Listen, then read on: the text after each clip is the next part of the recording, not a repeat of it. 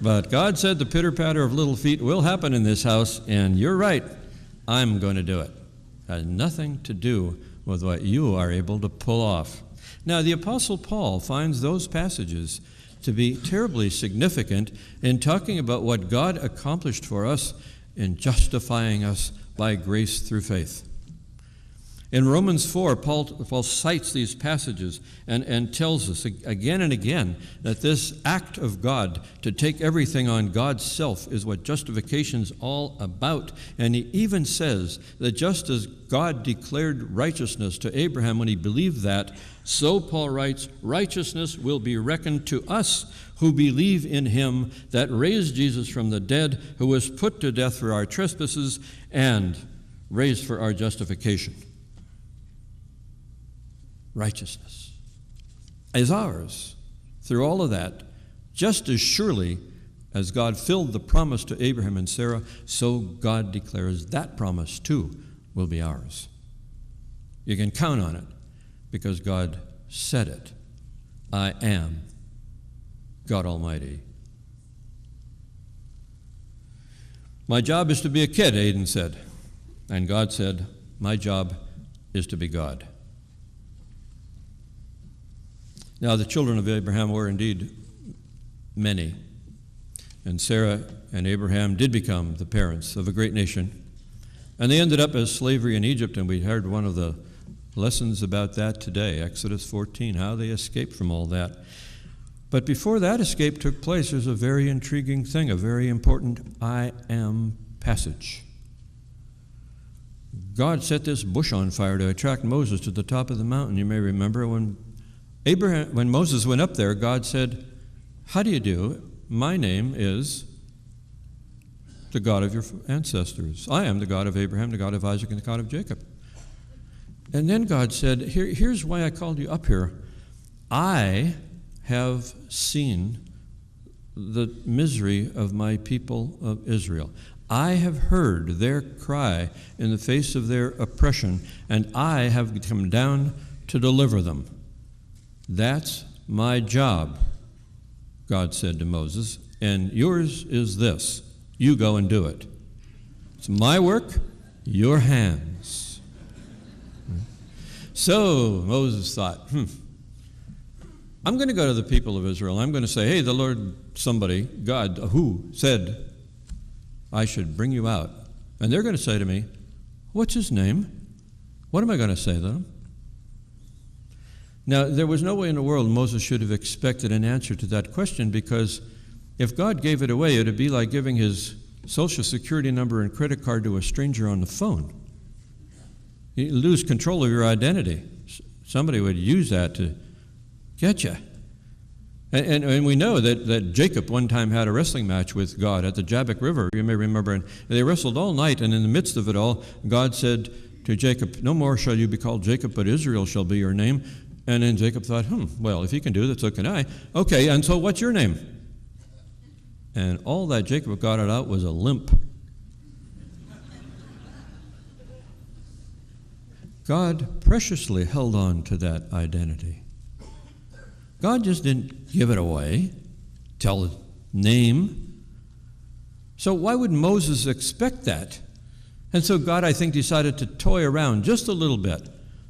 Who shall I tell him sent me? I am who I am. Now, that's tricky. Adds a little mystery to it. And so Moses thought, that's what I thought he would say. I am who I am. But God instead said, Yahweh is my name. We translate it, the Lord. Yahweh is my name. That's my name forever. You tell that to the people when you go to bring them out. Now, why would God do that? After withholding that personal name for centuries, why would God now just give it away and take a risk?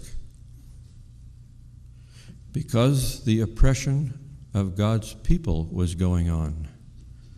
Their deliverance from Egypt was at stake. God was giving away God's name, Yahweh, the Lord. simply because God had heard the cries for help from the people under oppression and came down to deliver them. Moses needed that name in order to pull off God's work, and God gave it away. He gave it away so abundantly that when he finally got back to Mount Sinai, brought the people out, God gathered all the people at the foot of the mountain. In spite of the movie, they were all down on the mountain, Moses too, when God announced, I am the Lord your God, your God, who brought you out of the land of Egypt, out of the house of bondage. Now everybody hears it. God reveals God's self through an I am that has to do with God's salvation of the people in bondage. He heard the cries for help, and that's the kind of God that runs through the Bible. How many more times does God say, I am like that in the Bible? Well, not too often. Not too often. It actually didn't occur till that time in the 6th century BC when the people of Israel, now slaves again, in Babylon. First, the people in the time of Moses. Now, the people in the time of Ezekiel, the priestly writer of the Bible, and the prophet we give the name 2nd Isaiah. Until all these years, the time of Moses till now, God didn't make any more I am speeches. But all of a sudden, 22 times in the 26 chapters of Isaiah, 2nd Isaiah, chapters 40 to 55, 22 times God says, I am the Lord. Why? Because the salvation of the people was again at stake. It's the only time God gives it away, risks the identity, when deliverance of people is at stake. Now, interestingly, 17 out of the 22 times, it's either I am the Lord, and sometimes they're added to that, I am the Lord your creator, I am the Lord your redeemer, and things like that. But 22 times, 17 times, that's clear. And 5 times, all that says is, I am he. I don't know whether 2nd Isaiah was getting afraid to use God's personal name too often, but all of a sudden it just got to be, I am he.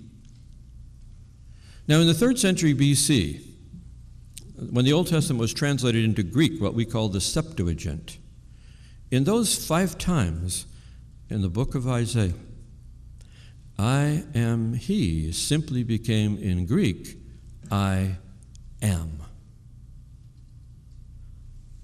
I am. That's all. Ego eimi. Does that sound significant to you? It's what Jesus picks up in the New Testament, where now we're dealing with not only who is God, but who is God's Son. Jesus could have simply worked on his own name. In the Gospel of Matthew, when the angel talks to Joseph about Mary going to have a baby, he says, you call his name Jesus because he will save the people from their sins. It doesn't really quite make sense when you say Jesus and he will save the people from their sins, but it does make sense if you think of what would Joseph and Mary have called their bouncing little baby. They didn't speak Greek. That's Jesus. They spoke Aramaic. They knew their Hebrew. They would have called him Joshua. The meaning of the word Joshua in Hebrew is Yahweh saves. Yahweh is my salvation.